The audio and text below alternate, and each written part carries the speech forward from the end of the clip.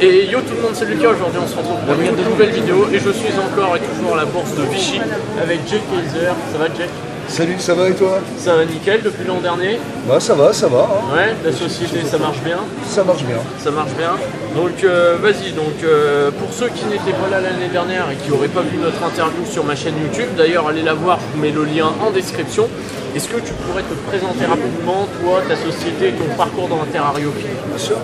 Donc moi c'est Jérôme Kaiser, hein. Au départ je suis belge, je suis passionné de reptiles et des animaux depuis toujours, je suis zoologiste, hein, spécialisé en reptiles et comportement animal, j'aime des reptiles depuis toujours, j'ai commencé avec des caïmans et des tortues aquatiques, très gros cheptel, des tortues terrestres également. Voilà, j'ai travaillé en zoo dans la plupart des zoos que la plupart des gens le connaissent. Comme par exemple le parc Paradisio en Belgique, le zoo d'Anvers, etc., même de Francfort, etc. Hein, plus d'autres petites interventions pour lesquelles j'étais intervenant, notamment aux zoo de Jersey. Et donc voilà, j'ai ouvert ma société Reptiles Zoo France en 2009. Elle existait déjà depuis 1992 en Belgique, depuis 2009. Et là, on s'occupe principalement que des tortues terrestres. D'accord, donc si je comprends bien, tu as deux sociétés, tu en as une en Belgique et une en France. C'est la même société. C'est la même société, voilà, d'accord. Mais tu as deux bâtiments entre guillemets répartis, on va dire que un en Belgique et un autre. Mon centre de production est en Belgique, centre ça fait D'accord, ok, très bien. Donc, est-ce que tu pourrais nous présenter tes nouveautés, produits 2018, de nouvelles espèces peut-être, des choses comme ça? Voilà, bien sûr. Bon, là ici, malheureusement, on s'est fait dévaliser hier, hein, donc il n'y a plus grand-chose. Aujourd'hui, on est dimanche, forcément. Voilà, on est dimanche, c'est le deuxième jour de l'expo. Nous avons vu énormément de tortues hier, malheureusement, il n'y a plus grand-chose à présenter. Par contre, au niveau des nouveautés pour cette année, on peut clairement annoncer déjà qu'on va avoir de la reproduction tant attendue justement par nos clients de notre localité naine de tortue léopard zambienne. D'accord. Je vous passerai une petite photo. Hein, voilà, et puis je vais vous la montrer même directement. Ah bah directement, voilà. Voilà là. Après, en tant que nouveauté, bon, on est sur de la localité indienne de tortues élégantes, étoilées. Donc ça c'est pour une nouveauté. Après nouveauté, bon, on fait déjà tellement d'espèces que c'est dur à faire des nouveautés encore à la fois. Mais bon, sinon on prévoit quand même cette année, avec un peu de chance, parce qu'on est tributaire des conditions climatiques, on attend quelques reproductions intéressantes. D'accord. Je vous parlerai un peu plus tard certainement. Ok, très bien. Donc vas-y, est-ce que tu peux nous montrer la tortue que tu nous parlais tout à l'heure? Bien sûr, ok. Donc là voici la tortue léopard dont je vous parlais, hein, de localité zambienne. Elle est un peu sale parce que bon, comme elle vit dans la terre, ça déménage un petit peu, ça brasse pas mal de terre. Donc, les bulldozers. Voilà, c'est ça. Donc la particularité justement d'être de cette tortue léopard, c'est d'être la plus petite localité de toutes les tortues pardalis. Justement à l'opposition de la tortue géante d'Afrique du Sud, qui peut atteindre facilement les 40 kg, et à celle de l'Éthiopie à la frontière avec la Somalie, justement, qui peut justement atteindre plus de 60 kg. On a retrouvé des spécimens aussi costauds que les tortues sillonnées. Donc voilà, donc c'est vraiment la plus petite des localités. Elle est assez rare parce que les vraies zambiennes n'existent plus vraiment. Elles ont tellement été braconnées, etc. Bon, celles qu'on trouve maintenant dans le commerce sont beaucoup produites par les fermes d'élevage au Salvador, qui produisent eux des croisements entre cette zambienne et d'autres espèces. Pourquoi?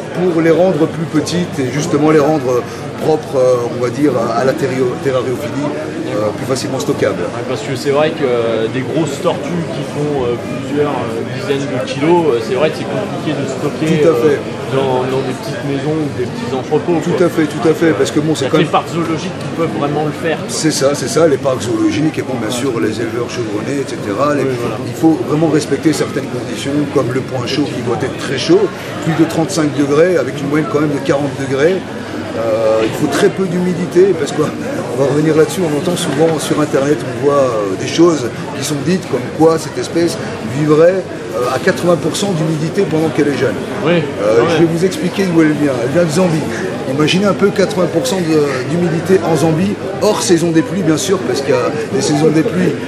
Pendant cette période, bien sûr, l'hygrométrie peut monter, mais de là à la maintenir de façon constante à 80%, surtout pendant ces 3 premières années de vie, là où justement l'animal est en train de se construire, c'est très très dangereux pour l'animal. Si jamais elle ne meurt pas maintenant, ça la fragilisera. Et c'est ce qui favorise d'ailleurs le syndrome très connu chez la tortue léopard, mais qui n'est qu'un mythe, qu'on appelle le syndrome de la mort subite. Il n'existe pas chez la tortue léopard, il est juste dû à de mauvaises conditions pendant les 3 premières années de vie. Donc c'est important d'en parler parce qu'on n'a jamais l'occasion d'en parler, on voit toutes sortes de choses marquées sur internet. Voilà. Donc en Zambie, il n'y a pas 80% d'hygrométrie sauf en saison. Ouais. D'accord.